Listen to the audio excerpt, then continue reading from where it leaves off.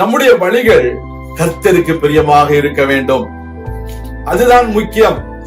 அப்படி என்றால் நம்முடைய சத்துருக்கள் நம்மோடு கூட சமாதானமாகுவார்கள். உங்க வாழ்க்கையில யார் யார் சத்துருக்கள் என்று நீங்கள் நினைக்கிறீர்கள்?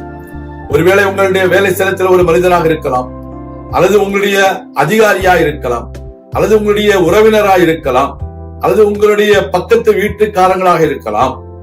அவர்கள் உங்களோடு கூட சமாதானம் ஆகும்படிக்கு கர்த்தர் உங்களுக்கு உதவி செய்ய போகிறார். When Abraham was dwelling in this country, in this world, there was a king whose name was Abimelech.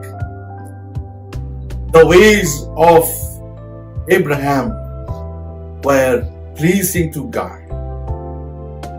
The person who was at anger with Abraham, he came forward to make a covenant of peace with Abraham, because God worked through dreams in the life of Abimelech. The same way, God will work mysteriously to your enemies, and they will come and make a covenant of peace with you.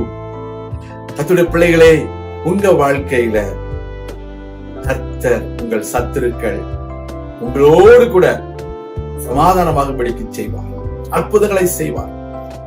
உங்க அதிகாரி உங்கள் மேல கோபமாய் இருக்கலாம், கவலைப்படாதீங்க, ஜெபியுங்க, கர்த்தருக்கு பிரியமான காரியங்களை செய்யுங்க, கர்த்தர் சொல்லுகிறபடி செய்யுங்க. கர்த்தர் உங்களுடைய அதிகாரியை உங்களுக்கு சாதகமாக மாற்றுவார்.